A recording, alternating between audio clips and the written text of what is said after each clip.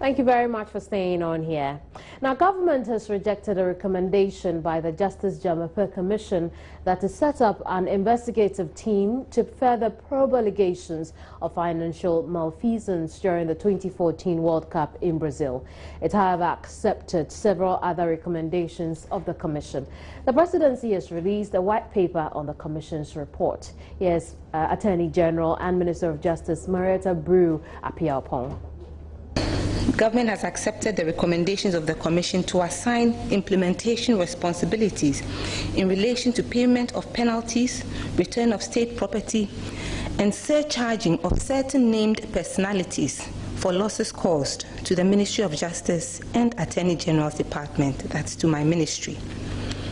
Government also accepts the recommendation for the establishment of 3 implementation teams, namely technical and management, funding or financial administration and management, and marketing and sponsorship to ensure the implementation of the legacy recommendations contained in the report.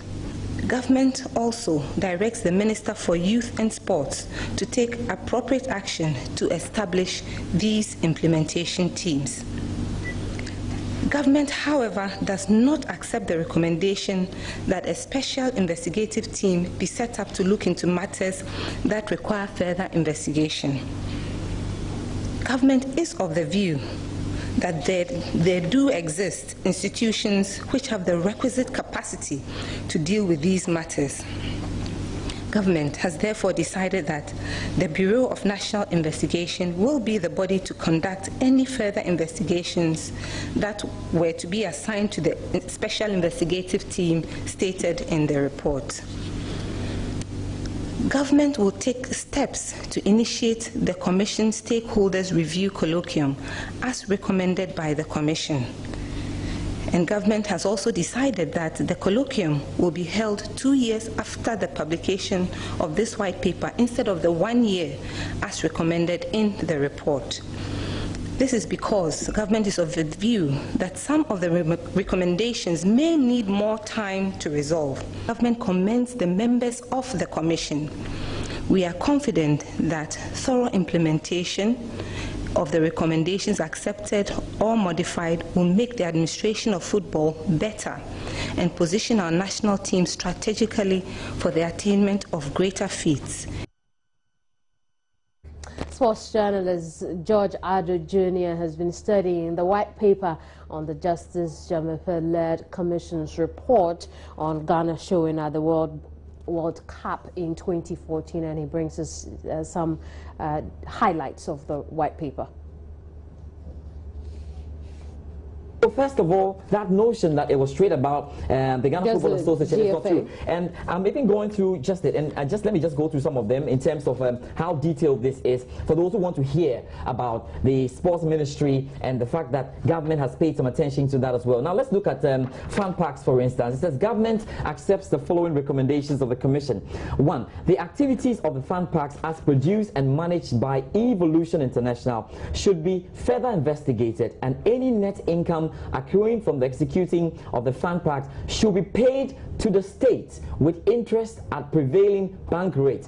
Now this, for instance, if you say, is one coming in from an institution that we're closely with. Evolution is the institution that got the 1 billion that got the 1 billion CD and all of that, and I can go on and on. Let's look at, for instance, you know, let's look at the park issue, and it says that any misappropriation or misapplication of the funds given by GMPC to Evolution International on behalf of the Ministry of Youth and Sports should be refunded by Evolution International or surcharged to the former Minister of Youth and Sports. I'm just highlighting that. And the former minister being Elvis Ifriankra. And there are more. Let's look at you know, some of the things. I just want to bring all of this on. Now, relationship between the Ministry of Sports, the NSA, and the Ghana Football Association. And there, the government has accepted the recommendation that the sports bill must be passed, and staff at the Ministry of Youth and Sports currently undertaking implementation tasks should be redeployed to implementation agencies such as the NSA and Sports College. And there's a whole, I look at the Public Interest Committee, there's a lot here. There's also talked about the friendly matches towards the World Cup that I was saying. Then it talks about the written response by the Ghana Football Association president concerning invitation of Black Stars players, funding of other sports. It goes on and on. So in all of this, this, first of all, let me say this. All those who came out to say that this was aimed at the Ghana Football Association, hold it on a bit. You have to go through the full white paper. Now you know that every single person in there. And what we want to find out and what we want to know as Ghanaians, that we haven't wasted money sitting down doing all of this, that everyone who is found culpable should be brought to the... Some party politics now, and the New Patriotic Party will not hold primaries in 30 constituencies come this weekend when its electoral college goes to the polls to select the party's parliamentary candidates.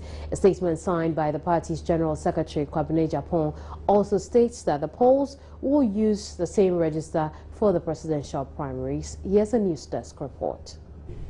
This consists of 6 constituencies in the Ashanti region, including New Edibiase, Akrofom, Adansia Sokwa, Menchia North, Jobeng and Kumewu.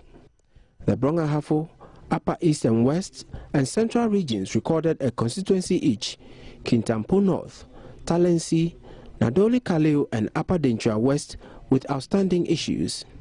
Volta region also had 5 constituencies: Ho Central, Nkwanta South, North Dei, Krachin Chumuru and Ketu North parliamentary primaries put on hold. Bia East and West, Dwaboso, Akontombra and Kwesimintim in the Western region were also affected. The Greater Accra region recorded the highest number of constituencies with various outstanding issues which necessitated the postponement of their primaries. These constituencies include Dom Kwabinya, Tema West, Central and East, Ayawaso Central and Okankwe South. The rest are Klote Kole, Obom Domiabra, Ablekuma West and Krowo. According to the party General Secretary, only the registers used for the October 18th presidential primaries shall be used for this election. At constituencies where at the close of nomination only one candidate filed, he or she will be deemed to have been duly elected unopposed. The poll is slated to commence at 8 a.m. and end at 3 p.m. on Saturday, June 13, barring any unforeseen challenges. Earlier on Thursday, there was a report of an injunction placed on the upcoming primaries in the Kwapim North constituency by former constituency chairman Edume Champon. In a telephone conversation, the former chairman confirmed the suit but said the matter has been resolved. Even though he declined to speak on tape, he clarified that the injunction has been lifted. This is a Joy News Desk report. Meanwhile, scores of angry delegates of the NPP on Thursday besieged the party headquarters to demand the reinstatement of some disqualified parliamentary aspirants ahead of tomorrow's polls. They maintain their aspirants ought to be allowed to contest the primaries if the NPP wishes to win power come 2016. It went well. I mean, the appeals committee, like I've always been saying, said there's nothing wrong with me contesting the seat. And all that has been putting out in the media are all false and propaganda. Those people carrying those certificates know where they got them from. I didn't give it to them. So it's up to them to show where they got it from. It's their issue. But that's a pretty curious issue. The allegations that you presented these certificates, fake certificates from Legon to the vetting committee, did that happen? It's not true. I didn't present anything. That is why up to the national level, they said, they opened the form, they said, he didn't present any certificate. So I raised an issue that, but people are out there in their media, putting it out there that I did. So they should caution those people to stop. You see, these are things that we do to malign other people in politics, but it is not true. It is not right. It's not healthy for our politics. Has the appeals committee taken a decision on your issue? Well, they've cleared me. They said I should go and contest. They wish me good luck to win the elections, but our elections will be held on 27th. Because they said all these media issues could have caused a little damage to my campaign. It could have brought my campaign back. So they've given us 2 weeks to go and prepare and contest the elections. So there's no more issue. In this particular instance, it's the incumbent herself who has petitioned. And she has been given a chance to speak. Yesterday, she spoke for more than 2.5 hours. I was supposed to come in today and answer to those information that she brought out. But unfortunately, you know, when you start speaking, it doesn't go the way it doesn't go the way you want it to go. But we have, you know, taken the position that we would always serve this party, so we won't get angry or won't get, you know, won't do anything to make this party suffer any disaffection. Let us in on the issues that Natoshi has raised in this petition. Her issues are so numerous. She's talking about nurturing, she's talking about residents, she's talking about so many things. But I've been able to prove to her that I am resident in Tema West. In fact, indeed, I won a court case on this matter in March this year. That, you know, the judge accepted the fact that I live in Tema West. I could vote and be voted for in Tema West. So that matter was clear. Then came nurturing. Nurturing, I was able to prove that I have nurtured this constituency. But of course, she is trying to disprove my information that I gave out as nurturing the constituency. But of course, that is not for her to do. It is for the panel to adjudicate. Away from the NPP, there appears to be a break in the front of the pressure group Occupy Ghana. Leading members of the group have just this morning announced the formation of what they call the Citizen Ghana Movement. In a statement on Facebook, they insisted that this new movement is a completely different entity from Occupy Ghana. The new movement, they say, is open to all Ghanaians from different walks of life. I've been speaking to a former member of Occupy Ghana, George Kofi Anti. He's been explaining the reasons for the move. The movement belongs to the people of Ghana. It's the people of Ghana who have power. But a few people then became members, like you mentioned, 12 or 13? Yeah, so those people becoming members, and the market woman, the kayayo, the trader, the doctor, teacher, lawyer, not being able to feel a part. When you own something, you feel you own something. You work more for it, you know. So you go to Occupy Ghana's Facebook page. I'm just using this, you know, to make a point. And somebody would ask a question: how do I become a member? The response of the group might be, we are rolling out plans, you know, for membership. And then the gentleman will come back and tell you, well, whether you like me or you don't like me, I'm part of Occupy Ghana.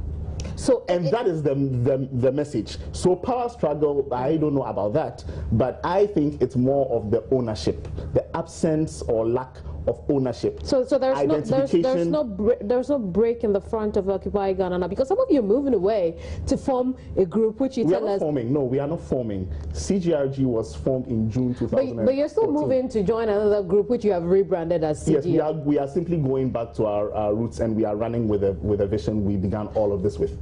Yes. But that's Occupy Ghana will still exist. Yes. How different is this one from Occupy Ghana as we have known it? Well, like I started off from the beginning, the plan was to create a movement. The movement is supposed to be owned by the people of Ghana. Yes, there will be some faces, some voices out there speaking, but what we are doing is to provide a voice for the voiceless. You must be able to have your message resonating with the people on the ground. It is very good what Occupy Ghana has been doing up till this point. We are attacking the institutions, but now we want to work with the people too. Let's tackle the second bit of what I deduce from all of this. Yes. Okay. Personally, I don't like discussing individuals, but let's put it in perspective. We are a non-partisan group. Right from day one, that's what we have been. From CGRG through Occupy Ghana, now we're back to CGRG, Citizen Ghana Movement. Now, we have not said that politicians cannot join the group. We have never said that. We all vote. You vote, I vote. The Supreme Court judges all vote, you know. But what we have always said is, if it's a national discussion we are having, let's move it beyond partisan politics, because we don't get solutions that way. It's always you did worse than I did. It's a race to the bottom. So Mr. Anda deciding to move to the NPP and declare openly that he wants to contest for primaries, that was his decision. It was his decision, and it had no bearing whatsoever on the group. Chief Executive Officer of the Savannah Accelerated Development Authority has revealed that SADA has embarked on a master plan exercise that will not only deal with rural agricultural problems of the Savannah zone, but will also deal with the urban infrastructure planning in the SADA zone. The aim of the exercise is to plan the 5 regions under SADA projects to check congestion. Rafiq Salam reports from WA. A stakeholder coordinating committee is an advisory body to Savannah Accelerated Development Authority. The meeting brought together diverse groups of people from the 5 SADA regions, namely Upper West, Upper East, Northern, Bono Ahafo, and Volta regions. Opening the meeting, Upper West Regional Minister Amin Amidu Suleimani stated that the greatest challenge faced by SADA is ignorance of the people on the law that sets up the agency. SADA is supposed to facilitate and make investment opportunities available for people who want to move to the SADA zone to help. So don't let us see SADA as an agency that has been given money to do things and they are not doing. Please, that is the issue. And I think that we need to educate ourselves very, very well on the role of SADA. Chief Executive Officer of SADA, Charles Abugri, speaking on programs and projects that will be undertaken by the agency, he revealed plans are far afoot to have a master plan for the SADA zone that will include the urban on MMDCs to support the agency to achieve its objectives. We are seeing acquisitions already happening, and I'm sure you know that. So commercial agriculture is picking up, the interest is growing. We need to do our planning and plan properly, and that planning also has to deal with comprehensive infrastructure planning. So we have embarked upon what we call a master planning exercise for the SADA zone, starting with rural agriculture base, but also dealing with urban infrastructure planning. Some of the participants blamed the various land agencies, especially the Lands Commission, for the numerous land litigation that bedeviled the country and called on them to do their work diligently. Rafiq Salam's report from WA. There's more to come here on Joy News Today. Don't go away.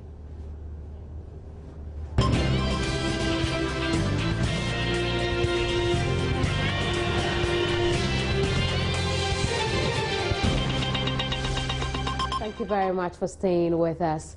Roadblocks on major corridors leading to other West African countries are becoming a hindrance to cross-border trade in agriculture produce. It is for this reason that ECOWAS is partnering U.S. aid to run the Food Across Borders program. The program will focus on eliminating barriers to movement of staple foods across the sub-region with the ultimate aim of increasing food security.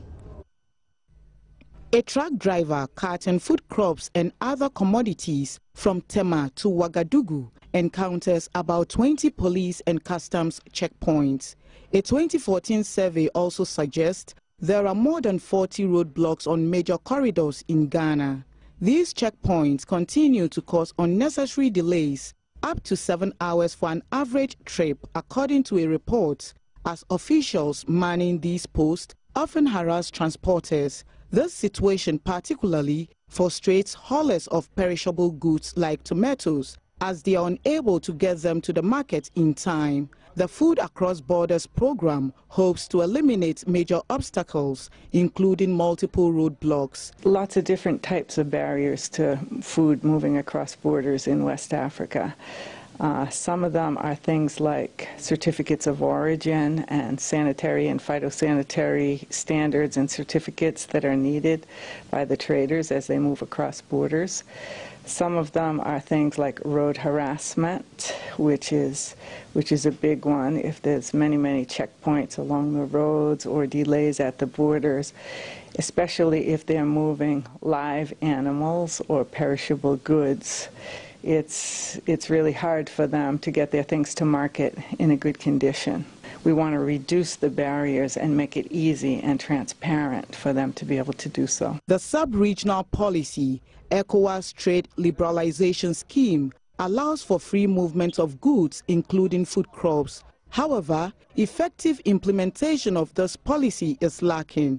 The program will focus on major staples that are traded across West Africa, such as rice, maize, millet, sorghum, and livestock, as well as seeking better markets for producers. Here in Ghana, there's a big USAID mission that's working especially in northern Ghana, to increase productivity, to work with small growers, to cut poverty, to improve nutrition.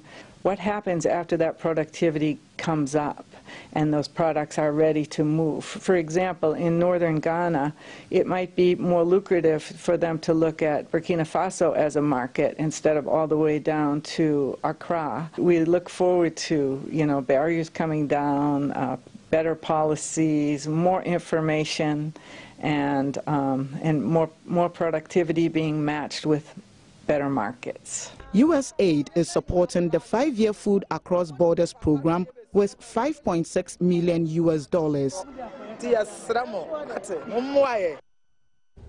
Authorities at the National Reconstructive Surgery and Burns Center at the Kolebu Teaching Hospital are appealing for assistance to help save more lives. Following Wednesday's fire and flood disasters, the Burns Center was only able to take on 14 patients because it didn't have the capacity to take more. My colleague Stephen Anti visited the center and spoke to specialist plastic surgeon and senior resident Dr. Kwesi Insafo. The problems we have is that they were in water. So some of them swallowed and breathing water, hard water into their lungs. So quite a number of them are having chest infections. And so we are having to deal with the chest infections. Another thing is once the skin barrier goes, you lose your protection, you lose the ability of the skin to keep water in. And so for this patient, we give 14 of this per day to make sure that they don't get dehydrated. So it's antibiotics and the infusions, the dressing, and then something for pain with him. And these come at very high cost. I mean, each dressing you're looking at about 1,000 cedis. Yes, for him. Each dressing would cost about 1,000 cedis. And we do the dressings every 3 days. Or as soon as it gets wet. If it gets wet, we have to change it. So chances are that if you're able to get the necessary supplies, the necessary money actually to do all the dressing and then all the necessary antibiotics, then they live. For burns, what kills them is money or the lack of it. Seriously, for burns, what kills them is the lack of it. For example, he's on morphine, which has been running continuously since he came on Thursday. Okay, he's on antibiotics, which costs 360 Ghana cedis per vial. He uses 3 of the vials per day, and that's what he's been on since he came. So you can do the math. My math is not that good, but you can do the math and you can imagine how. Okay, so. You can sit up. No, if we have to go there, we'll go. He can sit up. He makes us very happy because not too long ago he was on a tube and on oxygen. And once the swellings went down, he's able to breathe. And he put the tube in on Thursday. By Sunday afternoon, we could take the tube out. We took the tube out and I was more than happy when he asked for food, and he has done quite well since then. Okay, so he gives us hope. Yes, we expecting things. Let's see if we can have a chat with him. How are you feeling today? Fine. I want to say that we are getting improvement from the doctor. He treated us very well. If not for doctor, I should have even know where I could have been today. You did the best. Honestly. Right. So what he's basically saying, which is a bit muffled, is that if it wasn't for the doctors here, they wouldn't know what to do. And obviously it's even unfair for me to ask if he's in pain, because you could tell that he's in deep pain. One of the critical things here, as we are told by the medical personnel, is how often their dressing is done, how often they get their antibiotic medications, and these come at a huge cost. Sometimes per dressing you are looking at about 1,000, and each antibiotics plus laboratory testing and everything makes an additional 600 Ghana cedis. That's no joke. So the burns unit is pressed, and as much as it is pressed, it has for many years depended on the benevolence of individuals and institutions to run the unit. Government has an obligation in this. Government provides salaries and emoluments for those who work here. But beyond that, a lot needs to be done. It's more like lifting this burns center to the status that it deserves to be a national reconstructive and surgery burns center. Meanwhile, an intensive care and high dependency unit fully stocked has been sitting at the center for years without the vital equipment needed to run it. According to consultant plastic surgeon Dr. Edem Anyuba, an estimated 120,000 euros is needed to purchase the remaining equipment to make the ICU functional. Like we have a list which we've given out to a few people. The president was here. He's had a copy. Other corporate organizations also have copies. So mainly one of the problems is to do with the finishing touches. So we need a few more things to get the place up and running. We don't want to run a place like this. It should be a totally dependent unit. You don't want to be going out across the street to do your labs. You need your lab equipment to do the labs as and when you need it, your X-ray machines. So that's one part of it. The second part of it has to do with the entire building. It was repurposed for this. So the contractor has done some part of the work. They are yet to hand it over officially. So they also have some bits to do and then officially hand it over.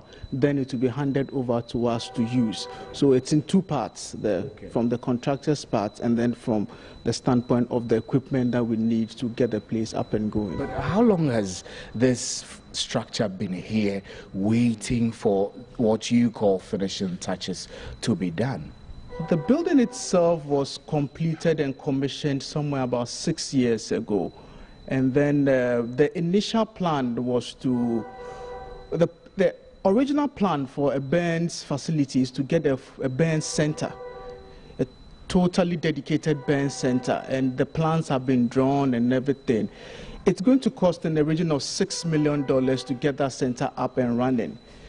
The funds have not been coming. So in the meantime, this building, which was supposed to be offices and then some wards for patients, was repurposed to this ICU and HDU and theaters. So that's what so the building in itself was commissioned in 2009, and then the work started here about 3 years ago. So this work has been ongoing for some time. The contractors had to knock down some walls and then make some adjustments to fit some of these things in. It could have been opened about 2 years ago if everything was provided, but there's been lapses here and there. So we are still expecting the finishing touches to be put in, these things supplied, and then we get it up and running. I'm curious. I mean, as a Ghanaian, I'd like to see this center, which is critical to healthcare delivery, running with less stress. I mean, I'm looking at what happened on June 3rd, the number of people, some of whom we have seen already in the wards. How helpful would this facility be if it was up and running? Okay. It's not going to solve. It brings with it newer problems, and then it takes away some old problems that we have. Newer problems in the sense that one of the patients you saw on the ward should actually be helped by one of these machines, so many of them around, to breathe. So now the patient is doing the work on himself with a tube in your airway and you trying to breathe. The pressure is high, so you do a lot more work trying to breathe. Okay, so you expend a lot more energy. If we had these machines, it will make breathing easier, it supports the breathing, and then And then we have the monitors that monitor you regularly, 24 round the clock, as you are being monitored if there's a change. And then your proximity of the labs. So you have a lab in here. You want your labs done instead of going across the street or the other side of the hospital. It's done in-house. You have a chest infection. We have X-ray machines that take your X-ray. So it makes the treatment easier. Now, the Multimedia Group Limited on Thursday continued its donation drive to help victims of the June 3 twin disasters. Hundreds of residents in parts of Accra were displaced following the torrential rains and explosion at a oil filling station. The team set up camp at the Odona disaster zone where they distributed about 100 mattresses, food, water and soft drinks to survivors. The recipients expressed gratitude to the group. Sometimes we have come to alleviate our suffering because all our mattresses were also. And so with this mattresses we can sleep comfortably and be able to have some peace. So we are really thankful to the donors, Lawyer for coming to our case. I'm a pastor. My library is completely gone. So if anybody can help me resource my library, I'll be very grateful. Our children's books were also gone. Some of us lost money in the flood. And so we are very handicapped. The mattresses they donated have been really helpful because we had nowhere to lie down and rest. We are very grateful for this kind gesture. However, I've been doing laundry since morning, and I really will appreciate soaps and Dettol. Time now for some business stories. Energy analysts say the immediate solution to Ghana's energy crisis is for government to deploy more gas-powered plants because they are cheap and clean. They also want a regasification plant to provide sustainable gas to the gas-fired plant. While other sources such as solar could be considered, analysts say a well-mapped-out distribution source is essential for solving the power crisis. Is to build a regasification plant to power electricity. Now, this regasification plant has got to do with gas. He felt that gas was the best option as compared to coal and the other sources we're looking at.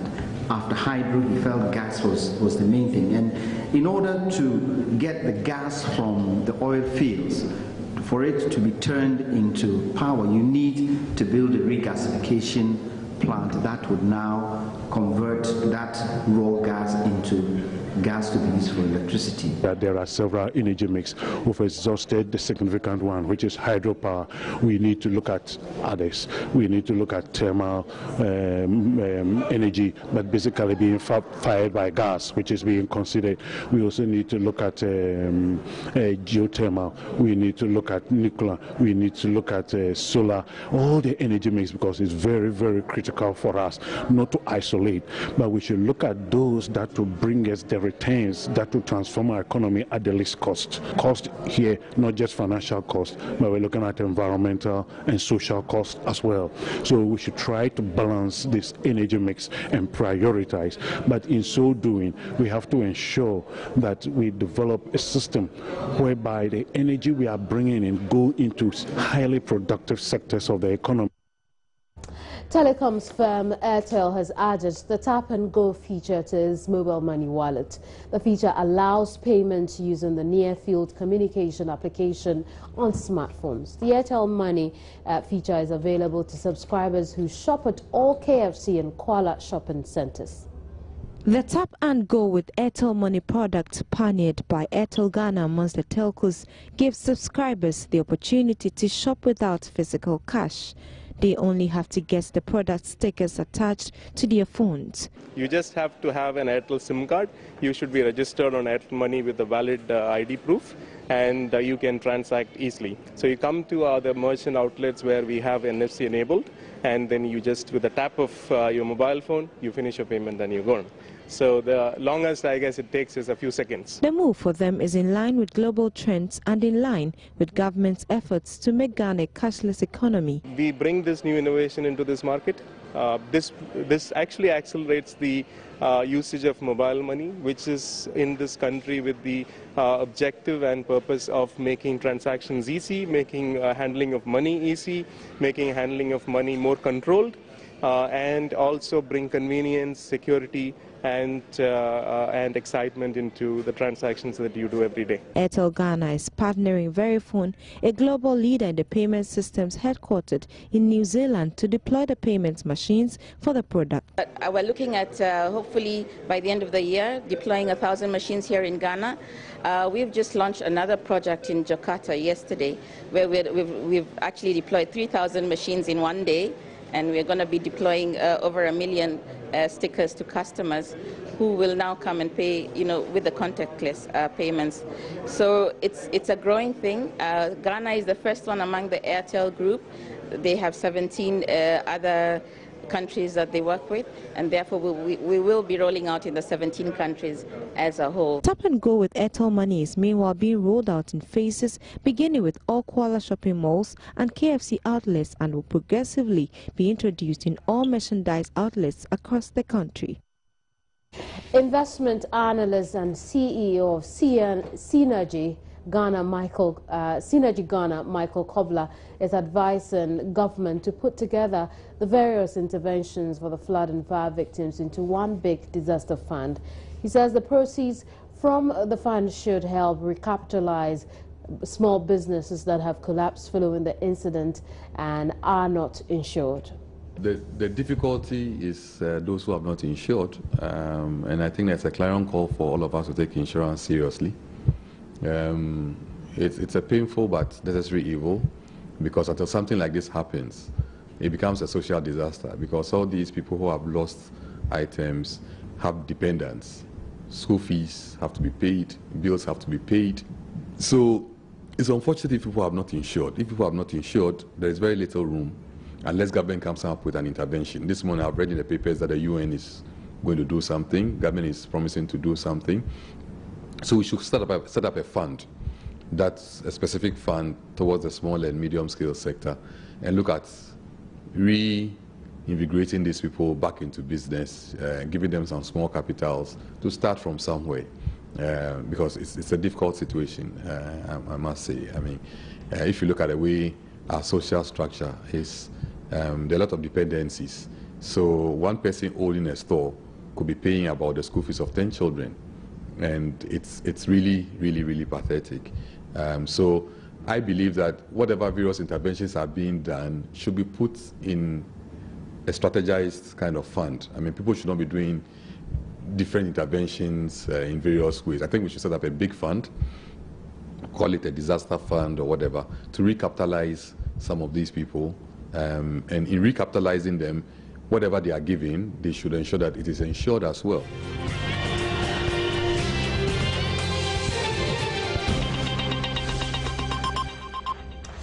Thanks for staying on the program. Now, in line with efforts to support victims of last Wednesday's twin disasters here in the capital city, the multimedia group, together with the Christian Council, is organizing blood donations of various parts of the country. Today, the train is here, and I have here with me my colleague Gladys Oseyo-Redu to take us through some of the activities that will be ongoing today.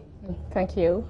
All right, so tell us exactly what we're doing this morning or today here. Yes, we all know what happened last Wednesday. So as part of our corporate social responsibility, we are ensuring that at least our fellow brothers and sisters who were victims, who need blood, and in fact, the blood bank has run short of blood. So we thought that, okay, we've been fine to help them save a life. So you donate to save a life. And I realize when it comes to donating blood, people are more reluctant, they are afraid and all that. But the whole exercise, when you go, they don't just start drawing blood out of your system, but they test to be sure that you have excess blood. Everybody's blood is up to a point, so they make sure that you have more than the regular. So what your body will need. What your body will not need is what they take off, so you don't lose anything at all. In fact, too much of everything is bad, so when it's taken off, it saves you. And the benefit is that when you go through this exercise, you have free health screening, because they will test